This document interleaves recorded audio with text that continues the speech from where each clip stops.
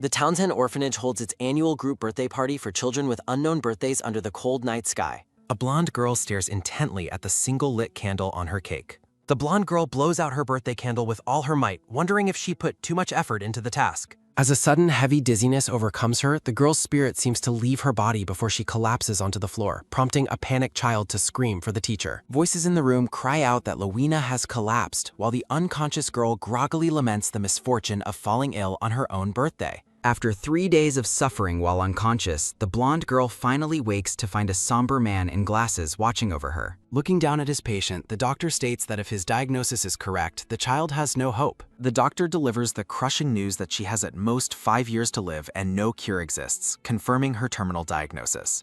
As the doctor mutters about how pitiful the situation is, Lowena watches him, wondering if the old man has lost his mind. Realizing she's only 10 years old, the blonde girl calculates with dread that her death is destined to arrive by age 15.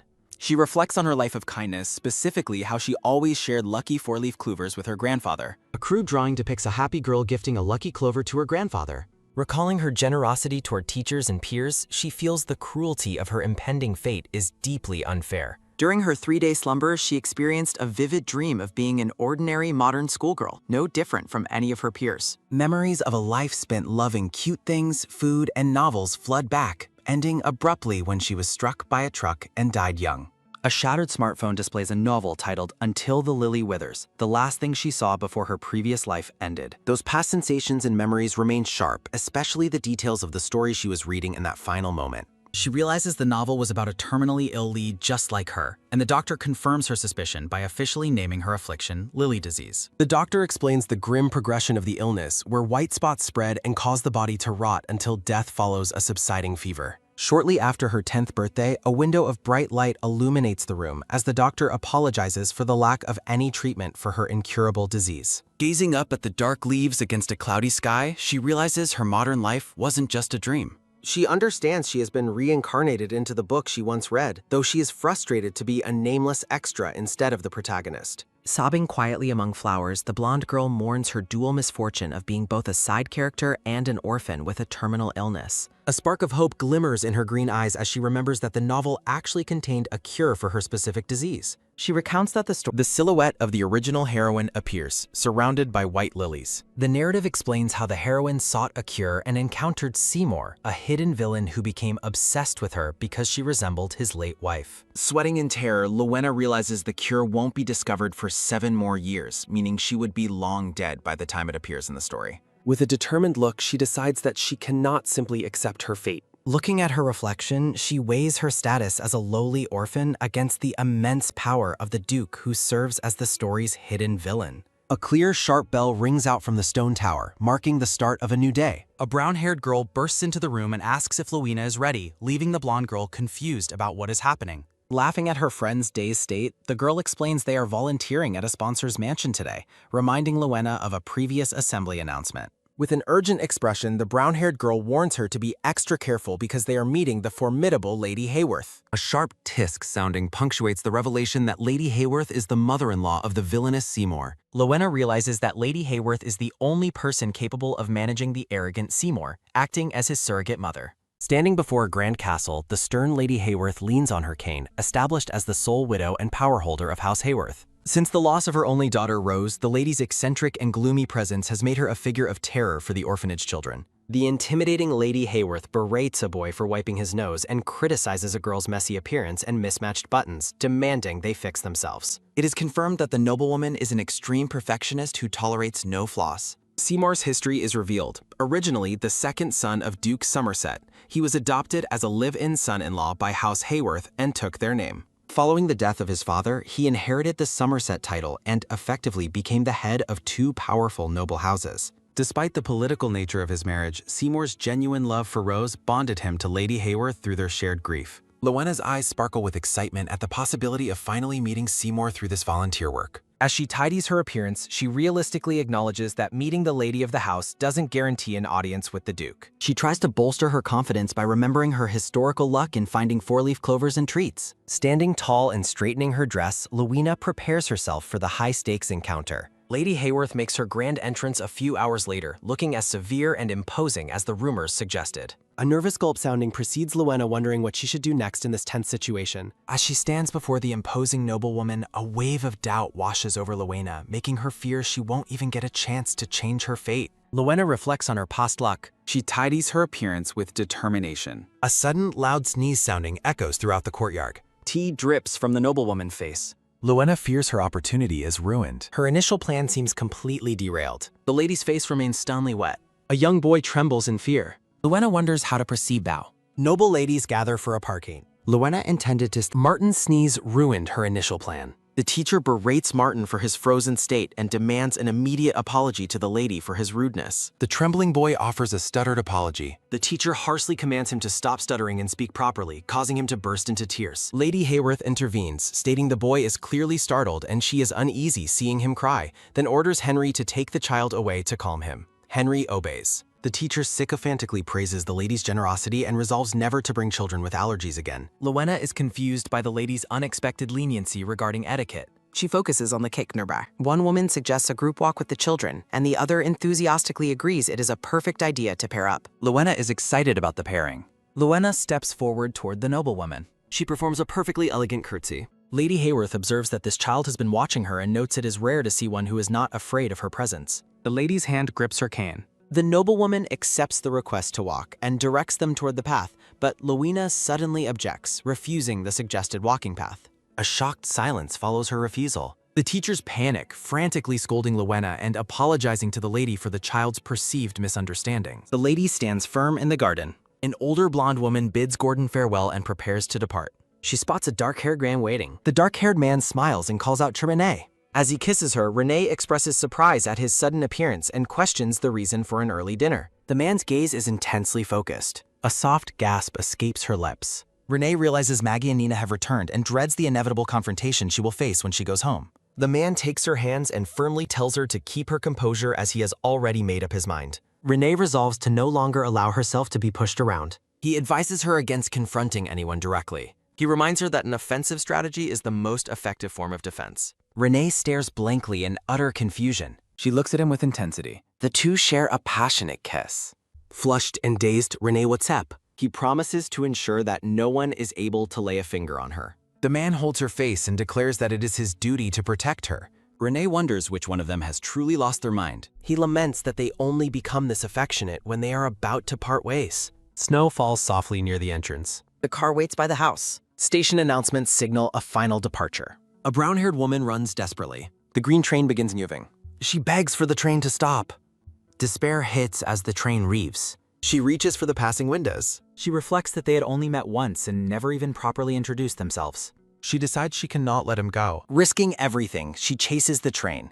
A hand suddenly catches round. She stumbles into the train car with a sudden, sharp scream sounding. She crashes into a stranger's arms. Startled, she looks at her savior. A handsome blonde man stares back. His striking appearance leaves her breathless. He asks if she recognizes him. She remains silent in his grasp. The train speeds into the sunset. An urgent call echoes through Townsend's. Luena receives a gift from the boy. He thanks her for her kindness. A girl with pigtails praises Luena for her recent bravery during the tea party, while Luena modestly brushes off the compliment. A freckled girl watches with cold eyes. The orange-haired girl shouts at the others to stop making a fuss and finish their cleaning duties. As the pigtail-haired girl suggests that others are only buttering Luena up for her connections to the Hayworths, the orange-haired girl huffs in annoyance. Despite being called the most ordinary child at the orphanage, Luena happily enjoys her snack without a care for the surrounding drama. The orange-haired girl scoffs that any child's affection would have pleased the lady, dismissing Luena's actions as nothing special. Luena observes that the girl seems increasingly jealous of her rising reputation among the staff. She understands that to a jealous person, her presence has become a persistent thorn in their side. The two girls face each other silently. Freckles and fury define the Morat. An urgent summons interrupts their work. A teacher arrives in a panic, searching for Luena and ordering her to get ready to leave immediately. Luena is confused by the news. A carriage arrives at the palace. Luena arrives at the great estate. She marvels at the lavish surroundings. Her simple dress contrasts the luxury. The mansion stands tall and imposing. Luena enjoys tea in the parlor. She senses a strange, frantic energy. Henry informs Lowena that she must leave today, even though she hasn't met Lady Hayworth yet. Lowena requests a final meeting with the lady, insisting she has something important to say before her departure. She resolves not to leave until she shows off her ultimate three-piece charm set. A frantic maid informs Henry that Lady Hayworth's health has deteriorated, prompting him to rush away to hear the full explanation. Henry asks about the missing doctor while receiving a message that they have already departed, leaving a nearby girl confused. Lowena wonders if something serious happened. She decides to follow them idly. A maid mentions that the lady fell asleep again after waking up nauseous, while Henry notes she is sweating heavily and has never collapsed like this before. The maid expresses fear for the family's future, but Henry dismisses her worries and commands her to gather warm water and clean cloths immediately. Standing before a massive ornate door, Lowena realizes she has reached Lady Hayworth's private quarters. Hoping to remain undetected, she reaches for the handle and resolves to sneak inside before anyone returns. A narrative reflection notes that in the original story, Lady Hayworth had already passed away by this point. Lowena quietly enters the room, observing the ailing noblewoman in bed as she recalls Seymour's lamentations from the future about wishing the lady were still alive. Staring at the sleeping figure, Lowena worries the lady's current illness is linked to her early death in the original timeline, noting symptoms of drowsiness and cold sweats despite a lack of injuries. A sudden realization hits Lowena as she recognizes the specific symptoms. A sharp rustle sounding marks Henry's sudden entrance as he demands to know how Lowena got inside and orders her to leave so the lady can rest. Lowena stands her ground with a determined expression. A small table nearby holds a tray of tea and a sweet cake roll. A soft fluttering sounding accompanies Lady Hayworth's eyes slowly opening as she groggily wakes. The noblewoman looks around in a daze, questioning if she is back in her own room. Lowena brightly announces that the lady has finally woken up, causing the surprised noblewoman to question the girl's presence. Lowena smiles cheerfully while holding a plate of cake. Lady Hayworth wonders if her condition was merely low blood sugar and asked Lowena if she had been waiting by her side the entire time. The noblewoman looks weary as she touches her cheek. Lowena admits the butler told her to leave, but she stayed behind because she was too worried to go. Lowena explains that she recognized the lady's symptoms from what an orphanage doctor taught her about low blood sugar, prompting her to stay and provide emergency treatment. Lady Hayworth listens intently as Lowena chatters on about how the condition is manageable if treated steadily. A gentle smile touches the lady's face as she realizes the child has helped her yet again. Lowena explains that the butler brought a large supply of cloths for them to use. Holding a cloth rose, Lady Hayworth nostalgically recalls how she and her daughter Rose used to fold them together years ago. A quiet, somber atmosphere fills the room. Lowena beams with joy, her kind heart and morals clearly shining through. The lady's hands delicately cradled the handmade flower. Closing her eyes, Lady Hayworth expresses her sincere gratitude for the girl's kindness. Lowena pauses mid-bite as she hears an unexpected proposition. Lady Hayworth makes a surprising proposal, asking if Lowena would be willing to stay with her. Dumbfounded, Lowena can only offer a confused response. She stares blankly, asking the noblewoman to repeat the shocking offer. The lady looks away thoughtfully. Lady Hayworth promises that becoming a registered child of the house means daily delicious meals and beautiful clothes, prompting Lowena to excitedly imagine a life of endless desserts and luxury. Lowena's expression turns serious as she acknowledges that while the offer is incredible, it isn't exactly what she planned. With a blush of embarrassment, Lowena expresses her gratitude but ultimately rejects the offer, admitting it would be difficult for her to accept. Lady Hayworth watches the girl with growing curiosity. Lowena reveals to herself that her true objective has always been reaching Duke Seymour, not just staying with the lady. Lady Hayworth argues that being part of the family would be beneficial, mentioning that the maids told her Duke Seymour has been struggling immensely since losing his family. A sharp gasp sounding signals Lowena's shock at the mince. The noblewoman explains that because Seymour is also managing the Hayworth estate, rivals are trying to strip him of his title, potentially preventing him from passing it to his nephew. Deeply moved, Lowena reflects on the guilt the Duke must feel and the lady's heartache, feeling a literal pain in her chest for them both. Lowena boldly suggests that if she became a sponsored child and eventually married the nephew, it would create the legal justification needed to secure the family title. She adds that the specific details don't matter to her so long as she can become part of the lady's family through marriage to the nephew. Lowena smiles brightly, declaring that simply easing their worries would be enough to satisfy her. Lady Hayworth takes the girl's hands, finally understanding the depth of her intentions. The two share a quiet moment of connection on the bed. The noblewoman confirms she understands Lowena's plan perfectly. Sunlight streams into the room as they sit together. Lowena looks forward with a blush, her eyes shimmering with hope.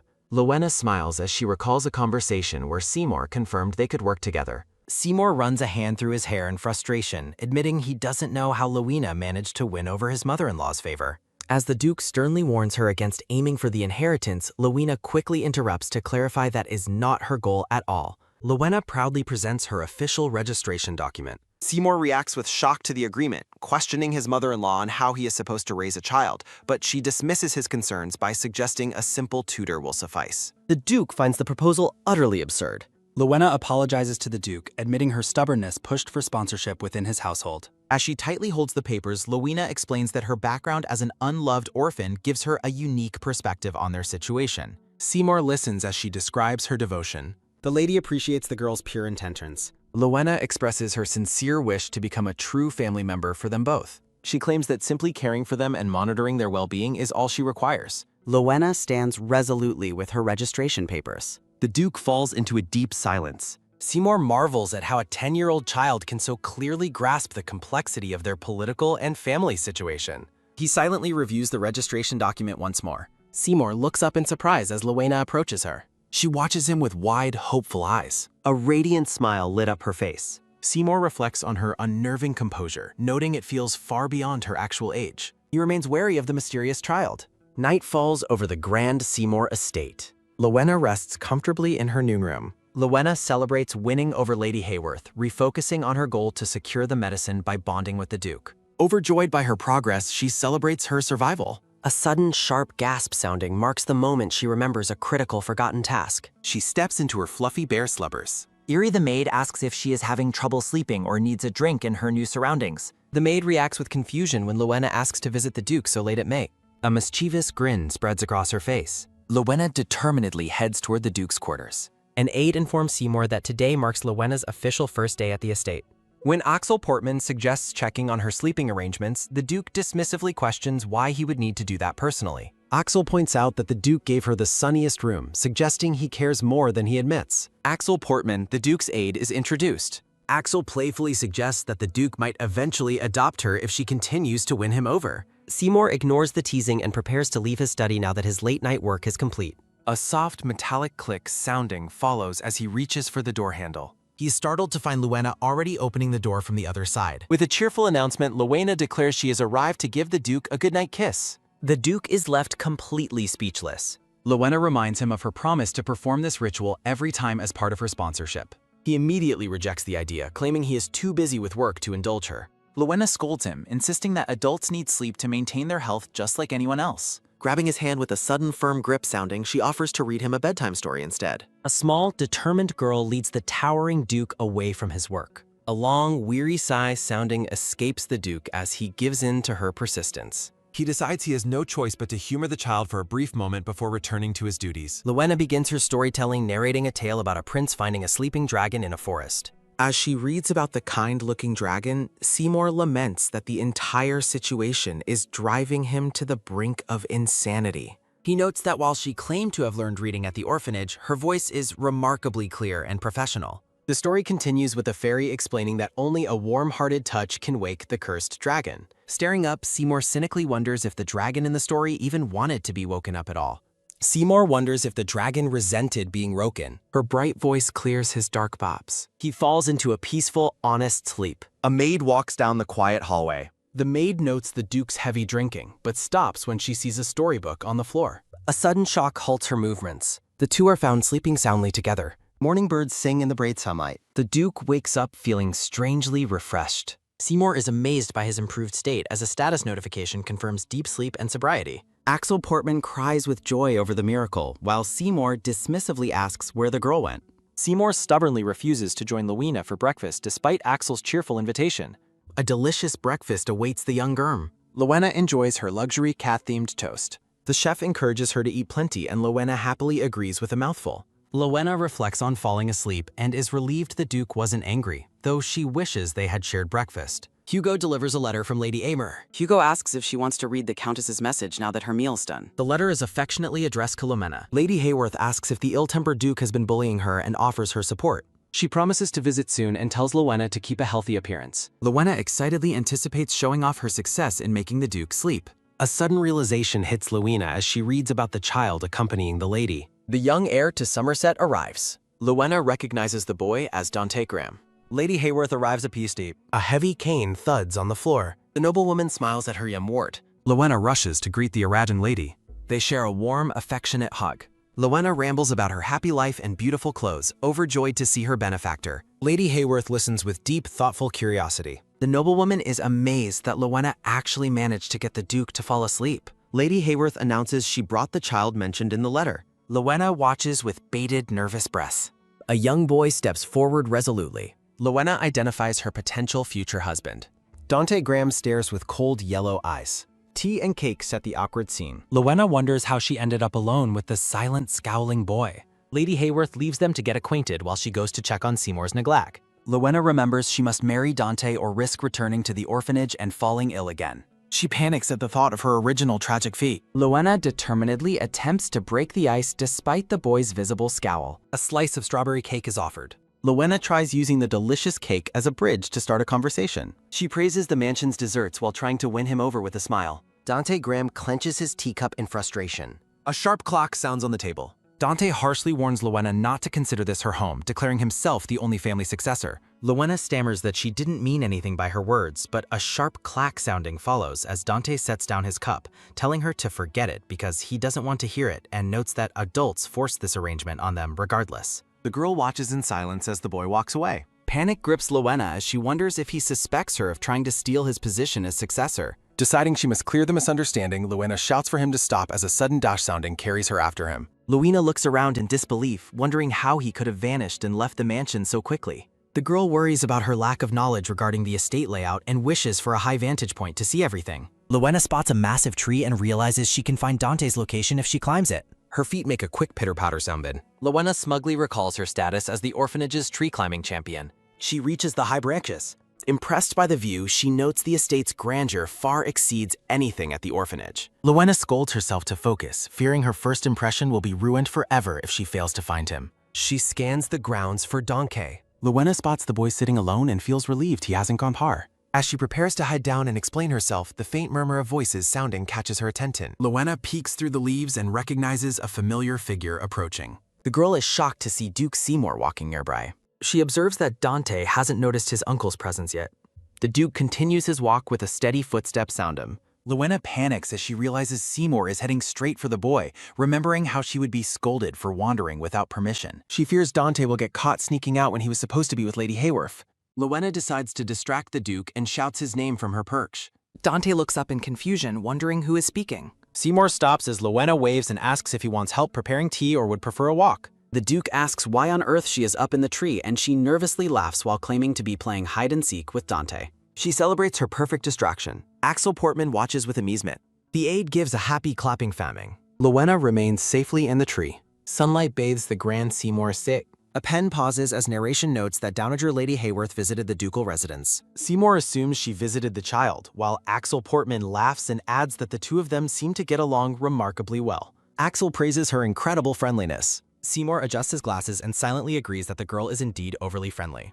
Lowena proudly presents a new book. The Duke looks at her in surprise as he opens his door. She excitedly announces her plan to read to him, noting she chose a different genre so he wouldn't get bored. Seymour is left completely bewildered. A caption notes that after that day, she began coming to his room the moment he got off work. Narration explains that after letting her read fairy tales until he fell asleep several times, her daily presence now feels entirely natural. Seymour focuses on his paperwork. Axel Portman interrupts to announce the carriage is ready, but the Duke dismisses him, stating he had no plans to return home today. Axel nervously explains that it was actually Lowena who sent for him. The aide clarifies that the girl personally sent the carriage to ensure he left work on time, leading Seymour to realize she has effectively stopped his overtime habits. Seymour sleeps as she reads, noting that in addition to the nightly stories, she now stubbornly insists on sharing breakfast with him too.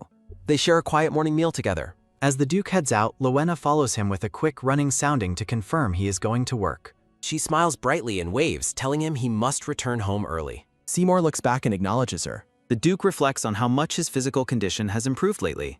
A mascot encourages readers to follow the story while Duke Seymour focuses intensely on his paperwork. Axel Portman stands at attention before the Duke. Axel Portman praises his master's clearer complexion and significantly faster work efficiency. Seymour bluntly tells his aide to shut up and get out.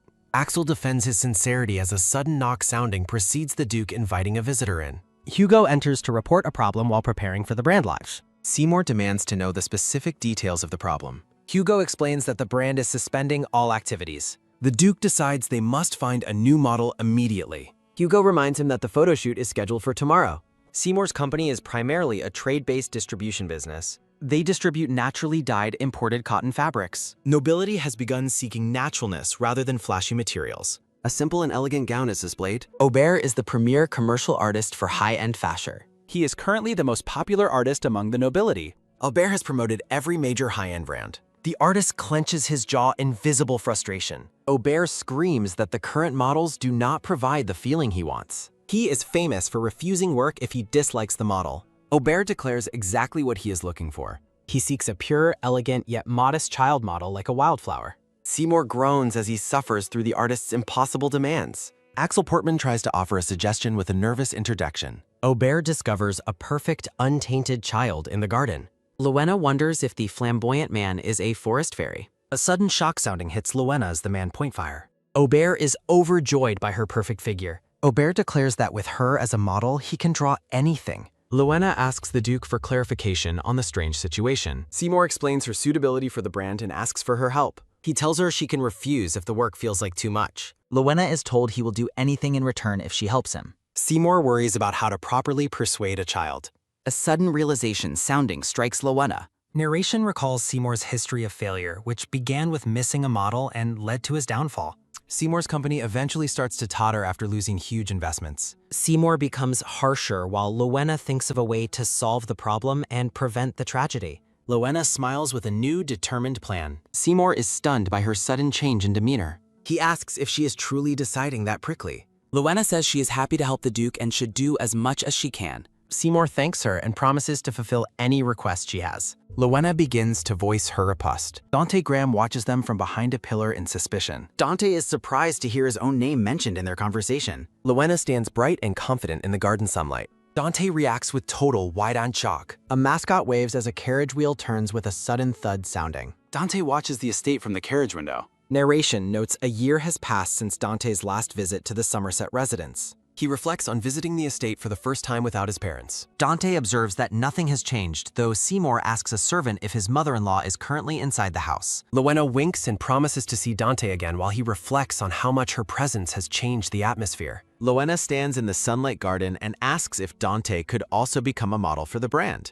Dante sits alone and wonders why she would assume he would ever grant such a request. He notes how she won over his grandmother and secured his uncle's intention to officially register her into the family. Dante watches the Duke and the girl walk together, feeling as though she has already become a long-term family member. He sees the estate servants treating her with genuine kindness. The boy clenches his hand in frustration, fearing she might eventually take his place entirely. A transition panel marks the story shifting to 1 year ago. A woman walks toward a bright doorway as a child's desperate voice calls out for his nanny. A sudden pitter-patter sounding follows young Dante as he runs after her, begging her not to leave. Crying, Dante asks why she is quitting, but she coldly asks if he knows the real reason she stayed after his parents died. The woman smiles cruelly and clarifies that her reasons for staying were far from trivial. She reveals she only stayed to squeeze money out of his uncle, the new Duke, causing Dante to freeze in shock. The nanny warns him he can be abandoned at any time because no one cares for a guardianless child before a heavy slam sounding closes the door. Dante clenches his teeth, realizing that without his parents, his only hope is maintaining his uncle's interest. The boy sits alone in a dark, oppressive room. He fears being left completely alone. Looking in the mirror, Dante resolves to perform any task his uncle asks perfectly to prove his worth. Seymour sits at his desk and tells Dante he needs his help with a specific matter. The Duke asks if he would be the face of White Rose alongside Lowena, noting it is okay to refuse if it feels like a burden. Dante's face flushes as he recognizes this as a vital opportunity to show the family needs him, and he immediately agrees. He resolutely asks to take the job to prove his worth as an heir, and Seymour smiles while thanking him. Seymour tells the boy he is counting on him. Dante blushes deeply and shouts his agreement. He later reflects on how his excitement made him answer without thinking. Looking out the carriage window, Dante tells himself not to worry too much about the upcoming task. A turning wheel sounding carries him forward as he insists he must do this well. Aubert paints Lowena in a studio, instructing her to keep holding the bouquet exactly as she is. The artist cheers, declaring that her smile is absolutely magnificent. Lowena waves as Dante arrives at the studio with an hake. Dante watches her and determines that he must do better than she does to earn his uncle's approval. The boy walks past as an attendant informs him he can change his clothes in the other room. Lowena feels dejected at being ignored and wonders if he still dislikes her. She hardens her resolve to keep trying, while an attendant notes she has already finished her wardrobe change. The two children pose together for the artist under a large umbrella. They lean their cheeks together for a close-up pose. Lowena smiles brightly while holding Dante's hand during the session. Aubert is overjoyed, exclaiming that the sketch is coming together effortlessly. The artist calls for a break, and Lowena turns to ask if Dante is tired, only to find he has already vanished. An attendant explains that Dante left for the lounge first and Lowena thanks him. She excitedly asks Aubert if the sketch is really finished. Lowena looks at the completed drawing. Carrying the frame, she decides to use the drawing as a conversation starter to get closer to him. Lowena walks down the hall, hoping the drawing will help bridge the gap between them. A sudden thud sounding occurs as Lowena bumps into someone, immediately apologizing as a black-haired girl cries out in pain. The girl angrily demands to know what her problem is and asks if she was just hit. The black-haired girl in the red dress scolds Lowena for being so small and failing to watch where she was walking. Lowena apologizes for being distracted, but the black-haired girl dismisses her and asks if she even knows her identity. The girl in the red dress tells Lowena she needs to watch where she is going. The girl demands that Lowena give her a proper apology. She yells at Lowena for not answering her, while the girl simply smiles back. Lowena tells the girl she looks like a dog's paw. The black-haired girl reacts with shock and confusion, asking Lowena what she just said. Lowena giggles and repeats her insult about the girl's appearance. Lowena continues to repeat herself while the girl shakes with visible rage. The girl yells an insult as Lowena realizes she's about to dehead. A sudden, firm grab sounding occurs as someone catches the girl's wrist. A pair of intense eyes stares at the situation. Dante Graham is revealed to be the one holding the girl back. Lowena is surprised to see Dante intervene in. Dante asks the girl if she was actually planning to hit Lowena. The girl demands to know who he is and claims Lowena was the one who started the fight. The girl tells him to mind his own business while Lowena reflects on her nasty temper. Dante notes that Lowena is a model and asks the girl if she is ready to take responsibility if the shoot is ruined. Lowena realizes that Dante is taking her side in the argument. The girl looks at him and wonders if he might not hate her as much as she thought. The black-haired girl yells at them both before calling out for her father. She runs away while continuing to scream for her god. Dante calls her pathetic for needing to call an adult to help her. A sudden door opening sounding precedes a man entering and calling out for his little princess. The girl hugs the man and cries that the others are bullying her, causing him to become outraged. Count Devon demands to know what family they are from and tells them to bring their parents to him. Lowena looks at him and states that they do not have parents. The man reacts with immediate confusion and silence. Count Devon notes their clothes are not high-end and concludes they're just orphans from a minor house. He insults them for their lack of parents and warns Lowena that she will pay for her reckless tongue. Seymour arrives and tells Count Devon that he is the one who will be paying the price. The Duke says he heard the man insulting his niece and the child he is sponsoring. Seymour reveals he brought Lowena in to be a successor, and the terrified man begins apologizing. Aubert asks about the commotion as Seymour says he was just about to head back. Narrative text notes that Lowena and Dante were the ones being insulted. Seymour tells the artist he has no desire to stay in the same space as those people any longer. He suggests that if Aubert wants to finish the painting, he should clean up the mess himself. A delicious strawberry cake is served. Lowena thanks the maid, Airy, for the food.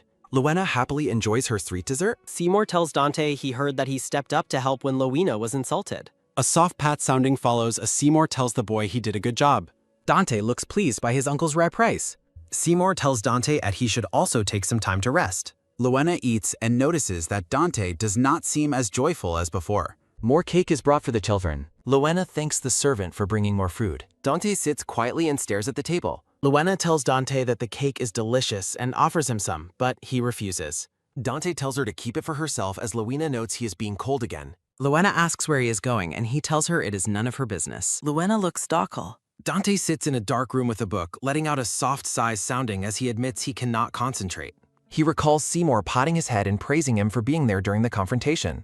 Touching his hair with a soft rustle sounding, Dante scolds himself for getting so excited over a single compliment. He thinks being happy like a child is foolish and tells himself he only did what was required. A soft sigh sounding escapes as the boy remains seated alone in the dark. Dante resolves he cannot act like a child. He remembers his nanny leaving. Dante warns himself not to get carried away and to remain quiet and obedient as a tight squeeze sounding clenches his heart. A sudden door burst opening, sounding startles the boy as Lowena calls out his name. Dante asks why she's come there. With pitter-patter sounding, Lowena approaches and says she knew she would find him in the spot. Lowena smiles brightly while holding cake. A soft clink sounding follows as she offers the cake, suspecting he is hungry despite his refusal to eat earlier. Dante wonders if she came all this way just for that. With a quick swish sounding, he turns away and tells her to forget it because he will not eat. Dante repeats his refusal while Lowena continues to insist he take the dessert. A sudden clatter sounding occurs as he knocks the plate away, shouting that such things are for kids and he cannot become a successor if he is treated like one. He tells her it must be nice for her. He yells that she gets to act spoiled and throw tantrums. Dante continues shouting that everyone likes her. He declares that he is different from her while Lowena looks on in surprise and calls his name. The boy cries out that he could be thrown away at any moment. Lowena prepares this week. A soft brush sounding follows as she touches his cheek, causing a stunned Dante to ask what she is doing. With a gentle rub sounding, she wipes away his tears. Dante looks at her in bewilderment and asks how she would know about his fears. Lowena offers a warm smile as a soft glimmer sounding fills the air. The girl giggles with a soft chuckle sounding. Dante asks what she means by her being the proof, and she reveals she joined the household specifically to marry him. A sudden flush sounding turns Dante's face red as he shouts out in total shock. Lowena smiles warmly at him. Dante is frozen in disbelief. Dante asks if she really came just to make him the successor, and she confirms it, adding that his uncle has already agreed. He asks why she would give the succession to him when she could have kept it for herself. Lowena reflects that the marriage is the cure for a certain disease as a soft shimmer sounding occurs, though she knows she cannot tell him that. Dante gasps with a sharp intake of breath sounding. Lowena thinks about her past loneliness and her desire to finally be needed by someone. A soft glow sounding accompanies her smile as she says having a family by her side is enough for her. Dante realizes the girl feels the same way he does. With a nervous giggle sounding, Lowena admits this was a bit sudden and not how she planned to tell him. She looks at him expectantly. Dante looks at her with newfound softness and tells her he believes her. He clarifies that he believes what she said about needing a family. Lowena grabs his hands with a firm snap sounding and excitedly asks if he really means it. She giggles with pure joy. Dante tells her that since they are to be married, they must never betray each other. He asks if she is truly on his side, and she confirms it with a firm nod sounding. Dante asks if she will stay on his side forever. He asks her to promise to keep those words. Lowena promises with a happy heave. They seal the promise with a soft lock sounding as they link their pinky fingers. Lowena asks the blonde boy for his name, and he asks my name in return. Axel blushes and mucks away. With a sudden bang sounding, Lowena is struck by his natural talent and beauty, thinking there is no doubt about it. Axel's portrait is shown elegantly. Lowena notes color isn't necessary because chemise dresses are mostly light. With a sudden gasp sounding, Axel asks if she is okay and Lowena realizes the words just slipped out. Lowena thinks it's a waste to let his talent rot when he is being treated as a laborer. Lowena asks Axel if he wants to be a painter, and he tentatively confirms his ambition. Axel wonders who would hire him as Lowena asks if he would do it if told. Lowena tells him that if someone is going to take him, it might as well be her. Lowena smiles with pure joy. Lowena suggests promoting the chemise dress using black and white flyers. Seymour reviews the pan. Axel and Lowena face Seymour. With a sudden burst sounding, Axel says the idea isn't bad, while Derek exclaims it is absolutely perfect. Derek wonders if a pajama dress is too bold before declaring that attention is what matters most. Derek says the most important thing for a brand is engraving it into people's minds and getting customers in. Derek claims noble ladies will buy slips and asserts that chemise dresses are guaranteed to sell. Derek lifts Lowena and asks Axel for his thoughts on the marketing friend. With a sudden whoosh sounding, Axel admits the risk but says it is better than doing nothing. With a sudden rustle sounding, Seymour agrees to the proposal and tells them it is all right. Lowena and Axel look relieved. Seymour orders to add the venture to Somerset's list of sponsored ventures. Seymour's brand White Rose is established. A woman in town notices. Noblewomen whisper about the dresses from White Rose and the scandalous pajama dress. The women gossip that wearing underwear on the outside is shameful and wonder who we wear it. Lowena's sketch helps the brand gain more promotion through the gossip, appearing even purer in black and white. A detailed sketch of Lowena. Negative articles begin appearing about the quality of White Rose products. An attendant asks for guidance, and Seymour tells him to ignore it and proceed with a quality inspection. Noblewomen remark that the dresses recommended by Lady Queensberry are soft and wonderful. Lowena beams with absolute happiness. Lowena reflects on Hakite's. With a sudden whoosh sounding, Axel and Derek lift the girl they call their genius young lady as servants dote on her. Someone asks Lowena about her need for colored pencils, and she wonders which ones to choose. Lowena's maid suggests a colorful set, and the girl excitedly agrees to take them. Two girls whisper to each other, confirming they have spotted Lowena. Lowena pauses and mutters. The girls gush over how cute Lowena is. With a happy ha-ha sounding, a maid notes that the others have recognized her lady. Lowena is pleased by attention. Lowena admits she does not understand the lesson, and Dante Graham offers to teach her. They begin studying together as Dante explains a difficult part of the material to her. Lowena skips down the hallway. With a sudden crash sounding, Lowena kicks a coffin in her mind and celebrates escaping her terminal fate. Lowena imagines Seymour thanking her and telling her it is all thanks to her efforts. Lowena hopes Seymour will retrieve a cure and praise her like he does Axel and Derek. Lowena sees an Oakentor. With a sudden thump-thump sounding, Lowena peeks inside, hoping to find him smiling brightly. Lowena notices an unexpected guest in the office. A weary, heavy breath sounding escapes Seymour as he reviews his paperwork. Lowena worries that something has gone terribly wrong with the dupe. The girl fears his expression is worse than ever before. Lowena continues to peek through the cracked door. Seymour calls out, telling Lowena to enter if she is going to linger. Lowena realizes she has been caught red-handed. The visitor asks if she is the young lady in question. Lowena curiously asks the man for his name. The man introduces himself as Jaden Dormer, a name that strikes a chord. Lowena recalls his name from a book about a fallen house. She realizes he is the scammer who stole company funds. Lowena suspects this man is the source of the Duke's foul mood. Jaden bows while asking the Duke to review the provided documents. Seymour dismisses him immediately, telling the man he may leave. Lowena looks at the papers, suspecting they contain bad news. She is stunned to see the name of the Duke's late brother. Lowena wonders why Quentin Graham's name is on these documents. Seymour tells the girl the papers are not for a child's eyes. Lowena finds herself standing alone outside the office doors. She ponders what could be written in those upsetting papers. Lowena resolves to take action since she was told to return later. A sudden, loud bang sounding occurs as a door is thrown open. Dante is startled as Lowena bursts into his quiet room. Lowena desperately asks Dante if he is still on her side. Her eyes sparkle with a glimmering light sounding of hope. Dante stares at her in complete bewilderment. The boy confirms his loyalty while wondering about her sudden intensity. Lowena grabs his hands, overjoyed by his response. A soft rustle sounding moves through the trees outside the window. A soft clink sounding follows as Seymour sets his glasses down. Seymour reflects on the massive debt his brother owed to Somerset. He thinks back on his brother, who was a good man. A memory of a supportive hand touching his arm. Quentin encourages Seymour to enjoy his life and leisure time. His brother expresses concern about Seymour becoming too exhausted. Seymour recalls the kind smile that hid a dark secret. After his death, it was revealed that his many businesses had failed. Seymour sits in despair, having inherited the massive debt and the title. The Duke feels pathetic for resenting his deceased brother. He worries about how he will ever explain the truth to Dante. Seymour's eyes reveal the depth of his exhaustion. A heavy, long sigh sounding fills the quiet, dark office. Seymour misses a woman named Rose during his darkest moments. A soft pitter-patter sounding of footsteps approaches the door. Lowena enters the office, catching the Duke's attention. Seymour is surprised to see the girl returning so soon. Lowena beams at him with a radiant smile. She excitedly offers to read him a fairy tale book. A soft click sounding occurs as he catches her hiding a piece. Lowena denies hiding any cookies today as she follows the Duke. Seymour is skeptical, noting she said not cookies anyway as he watches her. Seymour warns Lowena to watch the stairs as they continue their way through the manor.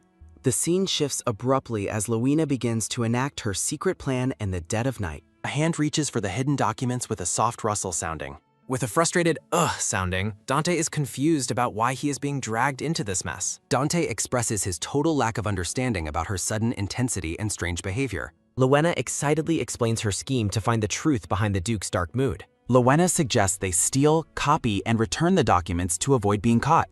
She is confident that having exact copies will solve their problem without any legal issues. Dante refuses to help her with such a risky and dishonest plan. Lowena is shocked and asks why he won't support her in this vital mission. She is deeply hurt by his blunt refusal to join her cause and protect the family. Dante feels bad for being too cold but insists that wrong is still wrong regardless of intent. Dante tells her not to take it personally but warns her to leave adult affairs alone for now. Lowena throws a dramatic tantrum, loudly demanding that he do it for her. Dante is completely flustered as Lowena rolls around on the floor in a fit of protest. Lowena points out that Dante is much better at fast handwriting than she could ever be. She tries to convince him it's only a few pages and that they won't get caught in the act.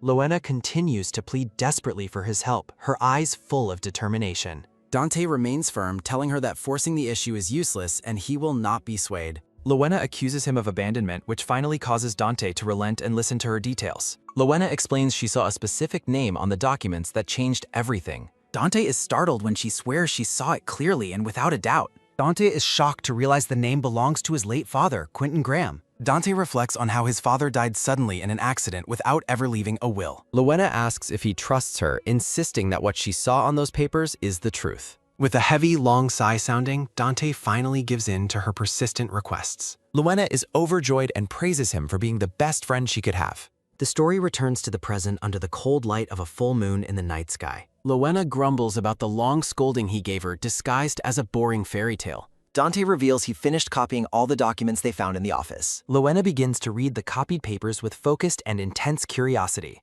Dante offers to read the complicated legal terms to her to make things easier.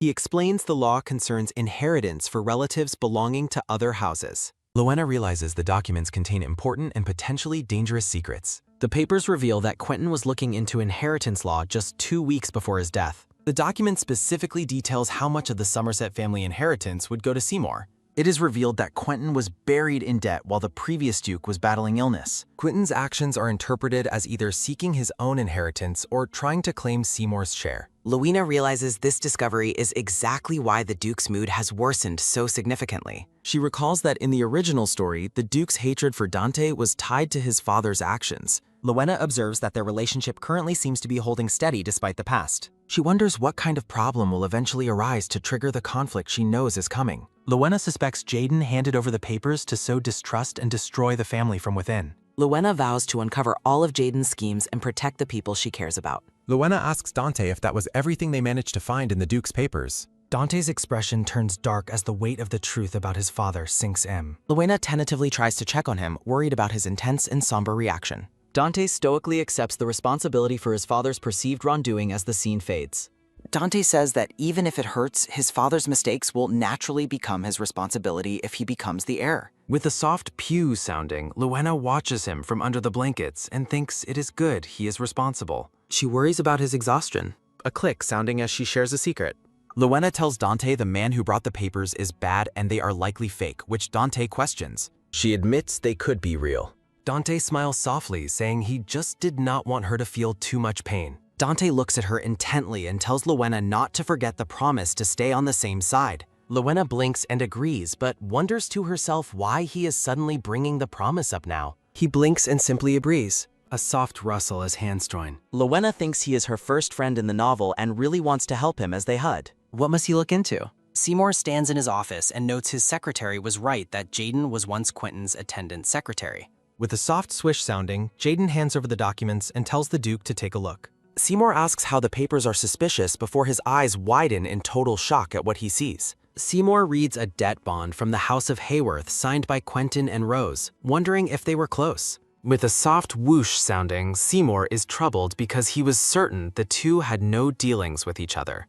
Jaden stands calmly as the Duke reviews the evidence of a secret connection between his brother and wife. Narration explains the death certificate bears signatures of 2 people who were never known to have met privately. Seymour realizes the document is proof Rose met his older brother Quentin without ever telling him, her own husband. With a frustrated crumple sounding, Seymour notes the debt is under the Hayworth family, making it a family burden. Secrets hidden from prying eyes. Narration says the investigation clarifies Rose was deceiving him for a year while he was focused on his work. The truth revealed too late. With a heavy, long sigh sounding, Seymour covers his eyes and calls the whole situation ridiculous. Seymour sits at his desk in despair, suspecting an affair between his deceased wife and his long-dead brother. A sudden tap sounding on paper. Jaden tells the Duke that a final conclusion cannot be drawn based only on this level of evidence. Seymour turns and sternly commands his secretary to keep their mouth shut and never speak about this recklessly. Jaden agrees to take his leave and promises to report back immediately if he uncovers any more information. A click sounding as he leaves. Jaden's voice calls back through the closing door, telling the Duke to try not to worry too much. With a soft click sounding, Jaden closes the door with a slight knowing smirk on his face. He is greeted as vice president. With a soft wave sounding, Jaden confirms he has finished speaking with the president and is on his way. A polite bow for the road. A steady thud-thud sounding departs. With a dark chuckle sounding, Jaden thinks to himself that Seymour is an absolute idiot for falling for it. Narration identifies Jaden Dormer as a former executive at a logistics company that was on the brink of bankruptcy. His rise within the company, creditors arrive at the gate. Watching the scene from shadows. Success hiding a dark reality. An angry man in an alleyway vows that today is the day he makes the bastard sign the agreement. Jaden grimaces as narration reveals he is a damned gambling addict who is desperate for a way out. Jaden smiles nervously over a hand of cards, his hopeless addiction having buried him under a massive debt. Jaden watches creditors at his house and panics, deciding he must lie low at the company for a while. He wipes away a nervous sweat. Just a few more days. Jaden feels bad for Seymour Somerset, but thinks he has no choice if he wants to survive. He greedily anticipates the company becoming his in just a few days. His treacherous plan was first conceived a few months ago. Jaden reflects on the gambling addiction that led him to lose company funds and fall into insurmountable debt. A staff member informs the vice president that a new secretary is waiting, and Jaden permits him to enter. A man named Peter introduces himself as the new hire, and Jaden welcomes him to the team. Peter asks if the president visits the salon often, prompting a curious response from Jaden. A moment of quiet tension. Peter explains that a person he once served held secret meetings at the salon, leading Jaden to inquire about his work history. Peter reveals he served as an attendant secretary for Quentin Somerset, providing Jaden with the perfect scandalous secret. Jaden calculates that exposing the Duke's private affairs will destroy his reputation and lead to a quick dismissal. He believes it is the natural course of events for him to take over the presidency. Seymour stands in heavy silence. Jaden thinks his plan was a success as he watches the Duke tremble over the planted documents. He mocks Seymour's state, certain that family issues will soon turn the man into a wreck again. He encourages Seymour to further doubt his deceased family members. A group of women begins whispering about a scandalous newcomer. They gossip that the president has been secretly meeting a married noblewoman at Paley Harbor. One woman asks if the secret meetings are happening at the infamous salon used by the wealthy. Another confirms it is that exact rendezvous spot. They identify the mystery woman as Lady Winslet as Jaden observes the reaction from the stairs. The woman is a famous actress who married a prominent businessman 3 years ago. They criticize the president for seeing another woman so soon after being supposedly devoted to his late wife. With the sounding of steady footsteps, Jaden interrupts to ask about their conversation, secretly pleased that the Duke's reputation is plummeting. The ladies are startled, and Jaden tells them the company should not be so noisy. He considers leaking even more scandalous information to finish his scheme. The group is suddenly shocked by an unexpected presence. The women continue to whisper, convinced that the scandalous rumors must be true. Jaden is surprised by how quickly the rumor he started has taken hold. He reflects on how easily private scandals spread before telling the staff to return to work. His attention is taken by a sudden, quick glance. Jaden is confused as a child's voice interrupts the gossip. Lowena appears with a radiant and knowing smile. Lowena loudly announces that Lady Winslet is her teacher. Jaden breaks into a nervous sweat as the situation shifts. He wonders where the child suddenly came from. Lowena joyfully repeats that Lady Winslet is her teacher. Lowena explains she came to the company specifically to address the bad rumors being spread about the Duke. She thinks to herself that Jaden picked the wrong day to mess with her. The women are confused until one recognizes Lowena Wheatfield as the model for the White Rose brand. Lowena beams with pure innocence. Lowena tells the ladies that the Duke brought Lady Winslet specifically to serve as her tutor. She adds that the Duke recommended her based on another person's suggestion and that Lady Winslet agreed via letter. Lowena clarifies the secret meetings were family trips to Faladin Port where she went with Dante because the Duke was busy. The ladies realize the truth is far from the rumors and wonder how the lies even started. With a nervous, dry cough sounding, Jaden clears his throat as the women conclude the Duke would never bring a child to a secret affair.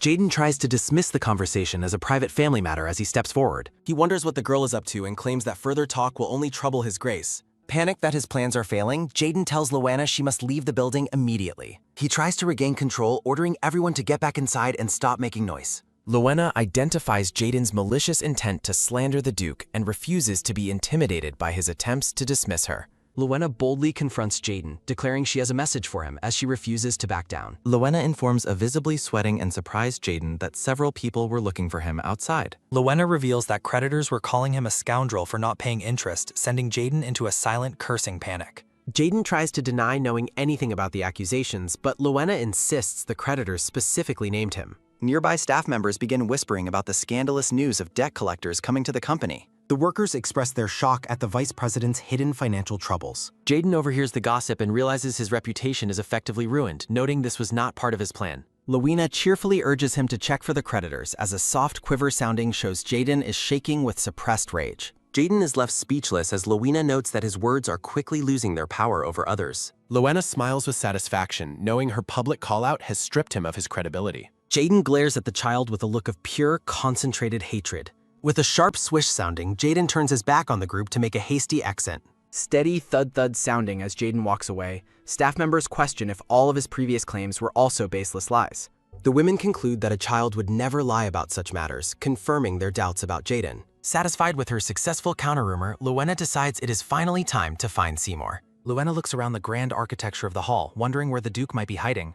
Lowena's eyes light up as she finally catches sight of her destination across the room. With a quick pitter-patter sounding, Lowena runs excitedly towards Seymour and catches the Duke by surprise. Seymour asks what could have possibly brought her all the way to the office today. Lowena beams and explains she came to thank him for personally choosing her new tutor. The girl offers a polite and adorable bow of gratitude, causing the Duke's secretary to find her charming. Seymour tells her that such a visit wasn't necessary as they would have met later at the mansion. With a gentle pat on the head, Seymour acknowledges the trouble she took to visit him at work. Lowena looks up, secretly keeping her protective intentions for the Duke close to her heart. Noticing his poor complexion, Lowena watches as Seymour orders his secretary to prepare tea and sweets for them. Lowena worries about the damage Jaden might have already caused while Seymour invites her for cake. The girl's eyes sparkle at the mention of food, deciding she should eat first and think about her plans later. Lowena sits in a luxurious lounge, happily enjoying a large slice of strawberry cake. Seymour watches his young guest eat and asks if the treat is to her liking.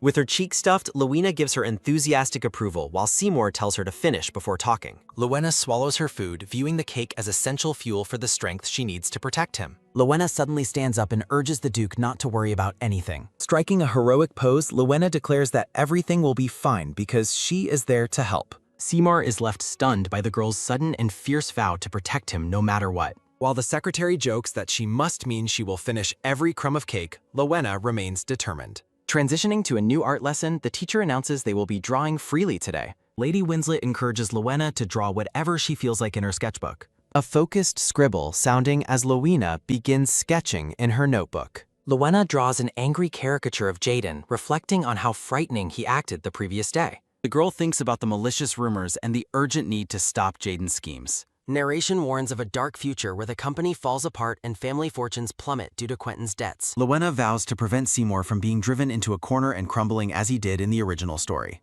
Lowena's hands move with purpose as she continues her detailed sketch. Lowena completes her artwork with a determined and satisfied expression on her face. Lady Winslet praises the meticulous detail and effort put into her young student's work. Lowena proudly reveals her drawing of herself triumphing over a frustrated and defeated Jaden. With a thunderous slam sounding, a pair of frustrated hands strikes a desk in anger. Jaden sits alone in his office, cursing the total collapse of his carefully laid plans. Jaden realizes with absolute fury that a mere child has successfully ruined his reputation and his schemes.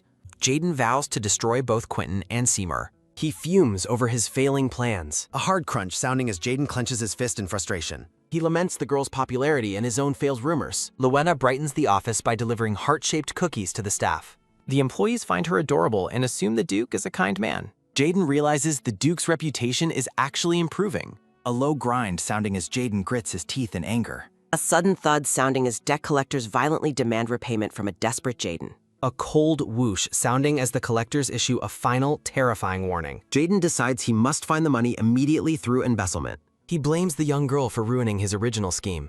He resents her presence and her constant interference in his plans. A quiet murmur sounding as staff gossip, making Jaden a prime suspect for any missing funds. He plots a way to steal the money without being caught. He considers shifting the blame to someone else. Jaden smiles as he decides to frame Seymour for the fest. A soft sliding sounding as Jaden retrieves a forged ledger to use as a distraction. He believes a scandal will save him from the collectors. Jaden intends to exploit the existing debt issues surrounding Quentin's affairs. He plans to use the manipulated records to oust Seymour from power. A heavy thud sounding as Jaden heads out to execute his new plot. A loud slam sounding as Jaden abruptly announces his departure to a startled Peter. He orders Peter to burn a specific blue book and leave no trace of it. A sharp shout sounding as Jaden insults Peter and demands immediate obedience. A final slam sounding as Jaden walks away, leaving a compliant Peter behind. Peter notes Jaden's rage and expects him to be gone for some time. A quick patter sounding as Peter prepares to dispose of the book later that evening. A soft bonk sounding as Lowena accidentally runs right into Peter in the hallway. A startled gasp sounding as Lowena apologizes for losing her way while clutching a blue notebook. Peter informs her that the Duke is currently out and checks on her well-being. Lowena beams while showing off the drawings she made for the Duke. A light top sounding as Peter suggests she leave the book in his office as a surprise. He points the way to the office, assuring her she will find it easily. A joyful patter sounding as Lowena runs off to deliver her gift. Peter finds the notebook familiar but cannot place where he saw it. He dismisses the thought, assuming the color is just common for such books. Seymour arrives and finds the girl has been busy at the office. Lowena spent her time drawing and trying to stop the rumors about the Duke. A light patter sounding as Lowena greets Seymour and proudly shares her efforts. She excitedly tells him she left her gift right on his desk. Seymour is confused, having seen nothing on his desk when he arrived. Lowena clarifies she left her sketchbook next to a nearly identical notebook. A sharp gasp sounding as the attendant realizes Lowena entered the wrong room. A loud boom sounding as Lowena panics after learning she left her sketchbook in Jaden's office. A fast scurry sounding as Lowena rushes back to retrieve her drawings. A stealthy peek sounding as Lowena enters the empty office with a sigh of relief. A soft grunt sounding as she searches for the book on the vice president's desk. A heavy heave sounding as she grabs the ledger, mistaking it for her own sketchbook. The secretary calls for her, warning that they are leaving for the mansion soon. A quick hup grab sounding as Luena takes the book. She insists on not being left behind. A rapid pitter-patter sounding as Luena chases to Gip. A sharp click sounding as someone enters the office. Peter finds the document meant for destruction. He wonders where he has seen it before. A heavy thud-thud sounding as Peter walks away indifferently. The scene shifts to the Somerset dukedom at Mate. Seymour asks to see her promised drawing. Luena is eager to show off her hard work. She presents a book filled with financial records. Seymour and Axel are completely speechless. Luena realizes something is very wrong. Seymour confirms it is not her sketchbook. Luena explains the mistake in the vice president's office. Seymour decides it is time for their plan. A close-up of the ledger reveals its secrets. Executives murmur in confusion during the meeting. An executive calls for a more qualified leader. Jaden waits for Seymour to crumble in shock. An executive accuses him of stealing investment funds. Seymour rejects the embezzlement accusation completely. An executive produces the forged ledger as evidence. The record shows a withdrawal in the Duke's name. Seymour remains calm despite the blatant lies. Seymour tells the man to be quiet. A chilling silence descends over the boardroom. Seymour mocks the arrogance of the executives. He questions the logic of stealing pennies. Seymour regrets trusting such Holshmen. The executives begin to doubt the weak evidence. Jaden worries about being swept up in it. He realizes he must regain control immediately. A thunderous bang sounding as Jaden hits the cable. Jaden demands the Duke address the clear evidence. He insists the proof is already sufficient. He calls the Duke a smooth-talking swindler. Jaden gloats about disposing of the real evidence. Seymour appears to concede to the situation. Luena enters the room with a polite greeting. Jaden is horrified by her sudden appearance. Seymour asks Luena to explain herself. Luena admits she accidentally swapped her sketchbook. Seymour reveals that she brought the real ledger. Jaden is stunned to see the actual records. Seymour notes the lack of embezzlement records. Luena confirms she took it from his office. The board demands an explanation from Jaden. Luena apologizes for the unintended theft. Seymour explains he was already tracing Jaden's crimes. Luena stares in stunned silence.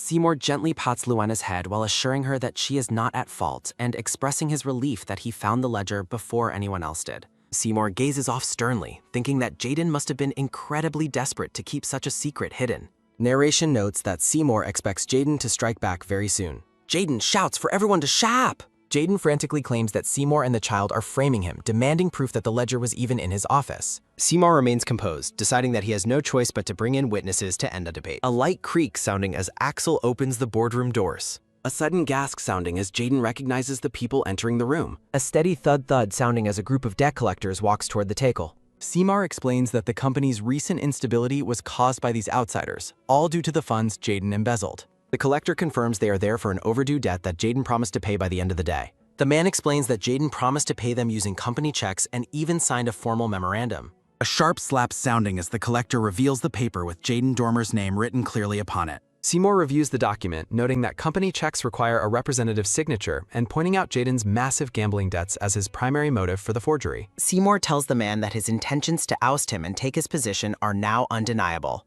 A low grind sounding as a defeated Jaden mumbles that he has no excuses left. A soft thud sounding as Axel bows while taking the documents to finalize the situation. Luena peeks into the room to see if the matter has been settled. Luena smiles brightly, thrilled that she was able to help the Duke solve the crisis. A hard grind sounding as Jaden grits his teeth and vows to get revenge on the girl. Jaden fumes in silence while others demand an explanation for the missing money, refusing to let the girl escape his wrath.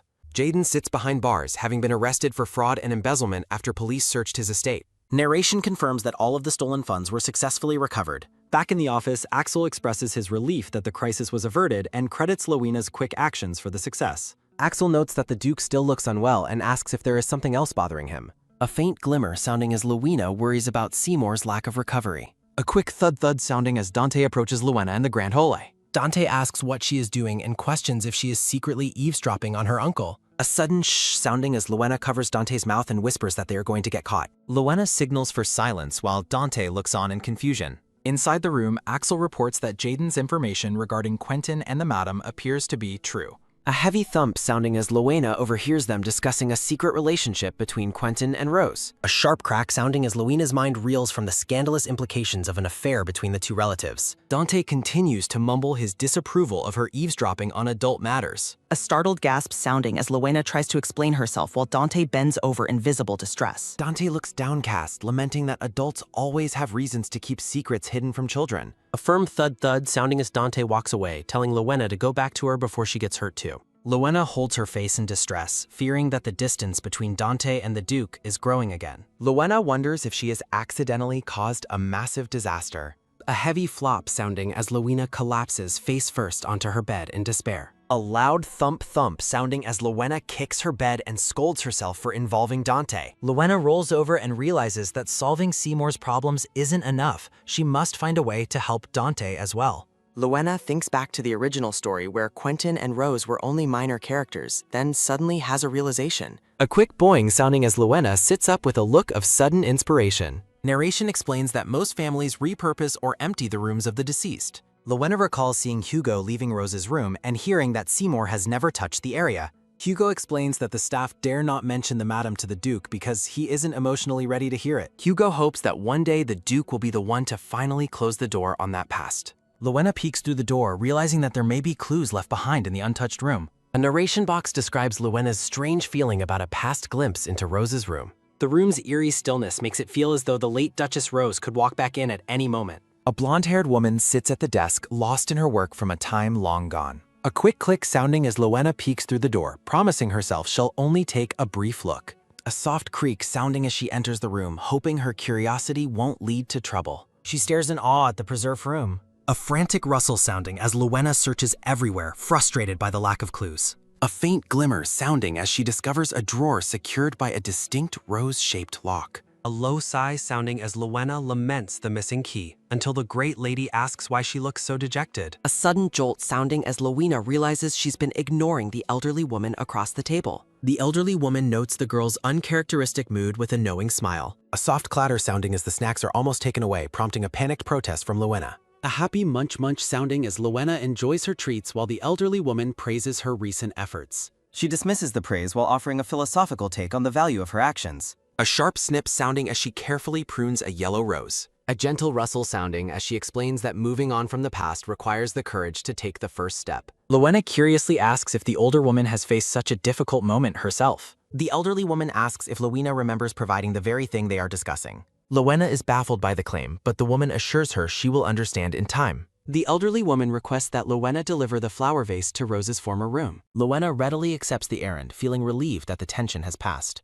A bright chime sounding as she realizes this is the perfect excuse to return to the room. A soft creak sounding as she re-enters the room, hoping for new discoveries. A gentle thud sounding as she sets the vase in its place. A rapid pitter-patter sounding as she rushes back to the table with a question. A soft jingle sounding as she asks the great lady about the mysterious key she found. A soft clink sounding as the girl realizes the key doesn't fit anything in the current house. Lowena excitedly asks if she can keep the key for a short time. The elderly woman gifts her the useless key, making the girl beam with gratitude. Lowena suspects the key is the missing link to the locked drawer back at the Somerset mansion. She hopes the contents will finally reveal the truth about the mysterious relatives. A sudden ta-da sounding as Lowena reveals her plan to open the secret drawer with Dante. A heavy silence sounding as she begins to worry about the emotional impact on the young boy. She tries to back out of the plan, suggesting they play instead to protect his feelings. Dante firmly rejects the idea of leaving without seeing what's inside. A soft grunt sounding as Dante expresses his deep need to understand his father's true character. A nervous gulp sounding as Lowena warns him of potential pain, but he remains steadfast. A firm nod sounding as they agree to face the truth together. A sharp click sounding as the key finally turns in the rose-shaped lock. The two children stare in wide-eyed shock at what the drawer has been hiding. A soft rustle sounding as they discover a mysterious letter at the top of the contents. The letter's address confirms it was a personal message from Quentin to Rose. A soft scritch-scratch sounding as Seymour reflects on the many shifts in his identity over the years. A firm clasp sounding as a narration box explains a secret deal made between the two powerful families. The past reveals a plan for Seymour to marry Rose to secure the Hayworth lineage. Young Seymour realized he was being sent away to ensure he had a future title elsewhere. A heavy thud-thud sounding as he recalls the confusing intentions behind his father's choice. Young Seymour felt isolated and adrift until a sudden change altered his path. A soft breeze sounding as a voice suggests marriage to the young man. A warm embrace sounding as Rose confesses her true feelings, promising to be his home.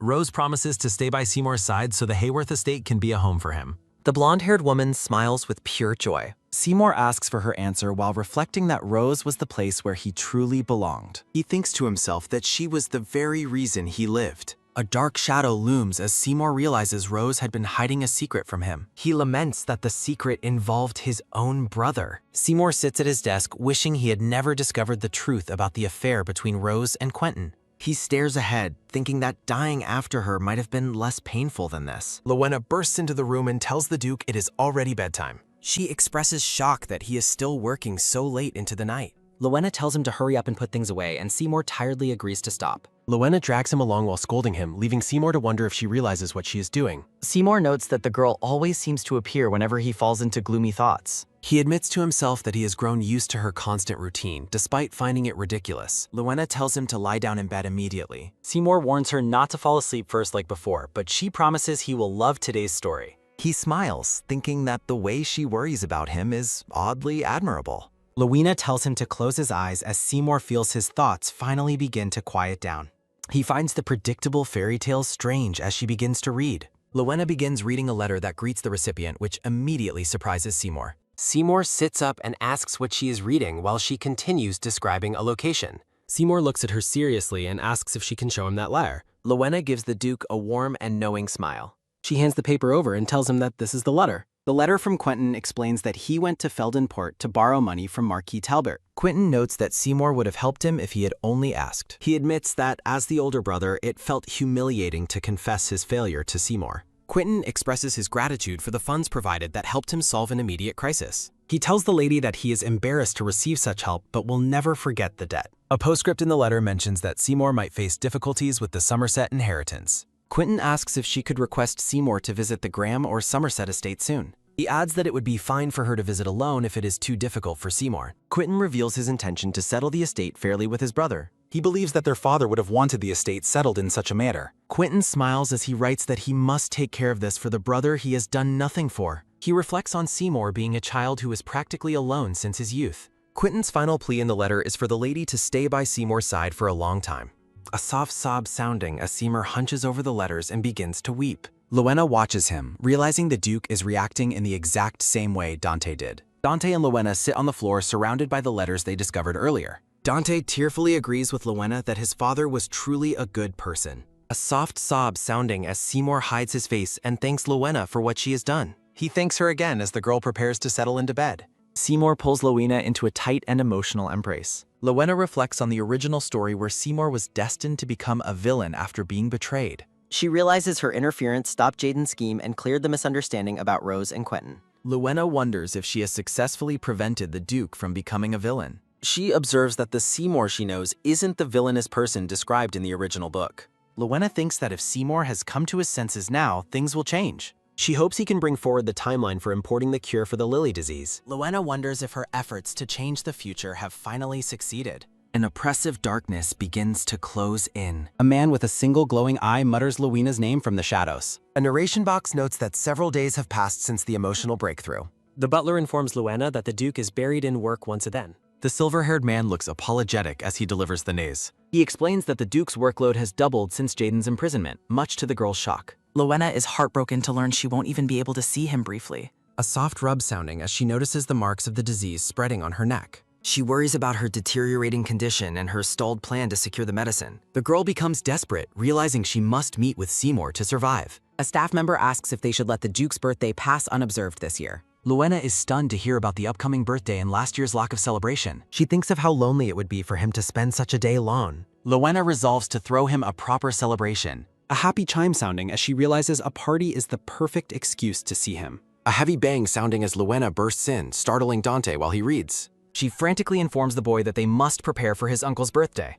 Dante is surprised by the news, but she insists the celebration is necessary. Lowena excitedly shares her grand plan for a special birthday surprise. Dante asks if she is going to such lengths simply to care for his uncle. She tearfully explains that family members are meant to look after one another. The girl beams with pure, selfless joy. Lowena secretly hopes that the Duke will notice her illness during the party and seek the cure. A soft rustle sounding as Dante offers her a snack turned joy. The two children sit together on a bench by a grand fountain. A happy munching sound as Lowena enjoys her treat. She reflects on the benefits of traveling with the grandmère. Dante watches her eat with a look of mild amusement. He asks if they should be out shopping for a gift instead of sitting around. Lowena cryptically explains that they are currently waiting for the most important gift of all. Dante stares at her in total confusion. He admits that he often struggles to understand her strange way of thinking. The boy asks why they have to wait in person for this mysterious present. A soft hum sounding as she refuses to reveal her secret. Dante asks if she is planning a big surprise, and she confirms it. A sharp shout sounding as Dante asks for a hint, only to be interrupted. A red-haired man walks past, his identity being questioned by a companion. The companion asks if Ree is going to his usual spot, and he agrees. Lowena leaps up in excitement, having finally spotted the man she was looking for. She recognizes him as the genius accountant Rui from the original story. A faceless bust represents the mysterious past of the talented newcomer. A narration box describes his exceptional abilities in the field of accounting. The past reveals Rui as a discarded family member who joined a rival company. His innovative methods greatly improved the efficiency of the business he joined. Visual charts show how his presence caused a massive shift in market success. Lowena realizes they will miss their chance to recruit him if they don't act now. A rapid patter sounding as she drags a confused Dante along to intercept Rui. A soft scuff sounding as the two children hurry off on their mission. A soft swish sounding as they stay hidden, Dante warns Lowena about the danger while she commands him to be silent during their pursuit. A quiet tap-tap sounding as Rui walks ahead. Dante questions their pursuit, only for Lowena to reveal the man is the Duke's birthday present. Dante senses the stranger is bad news. Dante recalls warnings about the dangerous alleys. Dante views the men as typical criminals. Dante panics over the man's scarred face. Dante imagines a terrifying kidnapping scenario. Dante desperately wants to reach recon. Lowena spots their target entering the building. A firm grab sounding as she pulls, Lowena drags a protesting Dante into the building. A heavy bang sounding as the door opens, the children tentatively enter the dark establishment. A sharp thud-thud sounding as Dante trembles, the boy searches for someone in the room filled with gamblers. The gamblers mock the children for intruding. A cold hush sounding in the room. The two children are paralyzed with fear.